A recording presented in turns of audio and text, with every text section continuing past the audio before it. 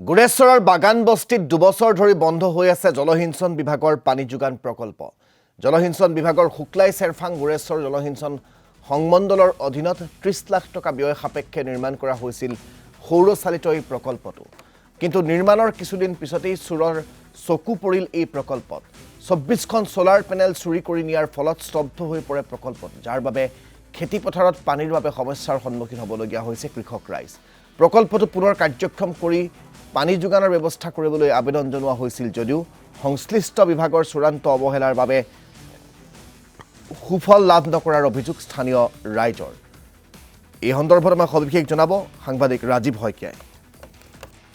হয়, ৰাজ্য চৰকাৰৰ জলসিঞ্চন বিভাগৰ সংশ্লিষ্ট বিষয়ৰ চূড়ান্ত অৱহেলাৰ বাবে এটা সৌৰশক্তি চালিত জলসিঞ্চন প্ৰকল্প পৰিত্যক্ত অৱস্থাত আছে। মোৰ সহযোগীয়ে ইয়াৰ সামগ্ৰিক পৰিৱেশটো দেখুৱাই আছে। মই বৰ্তমান উপস্থিত আছো গুৰেশ্বৰৰ সমীপৱৰ্তী বাগান বস্তিত।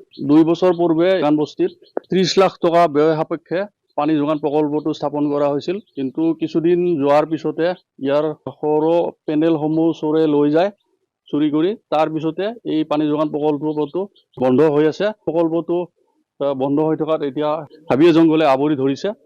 মোৰ লগত স্থানীয় ব্যক্তি আছে, মই তেওঁলোকৰ পৰা জানিম। হয়, কওকচোন, কেতিয়াৰ পৰা এইটো এনেদৰে প্ৰজেক্ট অৱস্থাত আছে? এইটো আজি 2 বছৰ হ'ল। এদিন ৰাতি তাৰমানে চুৰে লৈ গ'ল। আমি তেনেকে গম নাপাওঁ, বৰষুণ পৰি আছিল, ৰাতি চুৰে লৈ গ'ল। আৰু চুৰে নিয়াৰ পিছত আমি গামৰক জনালো, তাৰপিছত থানাত জনালো, আমাৰ শুক্লাই যিটো ইৰিগেশ্যন অফিচ আছে তাতে জনালো। জনাৰ পিছত থানাৰ পুলিচ টুলিচ আহি পেলাই 2 দিন আহিছে, আহি পেলাই চেক টেক কৰিলে, বহুত ইফালে ইনকুৱাৰী কৰিলে। কিন্তু লাষ্টলৈকে আমাক মানে কিবা পালে নাপালে আমি ৰিজাল্ট নাপালো। তাৰমানে কেনেকুৱা অসুবিধা হৈছে এতিয়া অসুবিধা হৈ আছে মানে আমাৰ বাগান বস্তিৰ ৰাইজ সংৰক্ষণ ইয়াতে মোটামুটি 100 বিঘা মাটি আছে। 100 বিঘা মাটিৰ মানে গোটাইখিনি ইটোৰে পানী পোৱা আছিল। পথাৰত ধৰকচোন আমাৰ পিছফালে যদি আপোনালোকে চাই, বহুতে মাকৈ খেতি কৰিছে, বিহাৰ খেতি কৰিছে, লাও খেতি কৰিছে, বেঙেনা কৰিছে, কোনোবাই আলু ৰুইছে। পানী লাগে আমাক। পানী নহলেতো আজিকালি কোনো খেতিয়ে নহয়। এইখিনি পানী পালে আমি বহুত সন্তুষ্ট হলো। আৰু আমাৰ এনেকুৱা যে আমি চেলুৰ পৰা পানী দিম, কাৰোবাৰ যদি চেলু আছে, কোনোবাৰ নাই। কিন্তু আমি এইখিনি জনাৰ পিছতো তাৰমানে অফিচৰ পৰা মানুহ 2 দিন পিছে পিছে আহিব, আহি পেলাই চাই যাব। আহি পেলাই ক'ব হ'ব আমি কৰি দিম। আচ্ছা, গ'লো, যাৱাৰ পিছত চাব 1 মাহ গ'ল, 2 মাহ গ'ল, কোনো খোজ খবৰ নাই। আৰু আকৌ গ'লো, আকৌ যোৱাৰ পিছত 2 দিন পিছত ক'ব কোনটো আছিল, হ'ব কৰি দিম।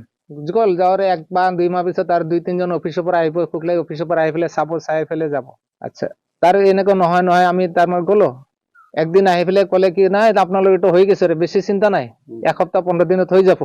কিন্তু আজিলৈকে 1 সপ্তাহ 15 দিন বোলে 2 বছৰলৈকে হোৱা নাই। আৰু যদি এইখিনি কৰি দিয়ে চৰকাৰে, আমি বহুত উপকৃত হ'ম। আৰু আগন্তুক দিনত চাব, আমাৰ এতিয়াতো যোৱাবাৰ যিটো খেতি গ'ল, পানীৰ কাৰণে আমি খেতি বাতি কৰিব পৰা নাই। আৰু এবাৰতো এনেকুৱাই হ'ব যেন লাগিছে, যিটো খৰাং বতৰ, খৰাং বতৰত যদি আগতে বহাগত কঠীয়া পাৰিব লাগিব, কঠীয়া পৰাৰ আগত যদি আমি কৰি দিয়ে কামখিনি, খেতি কৰি পেলাই আমি বহুত উপকাৰ হ'ম বুলি ভাবিছো।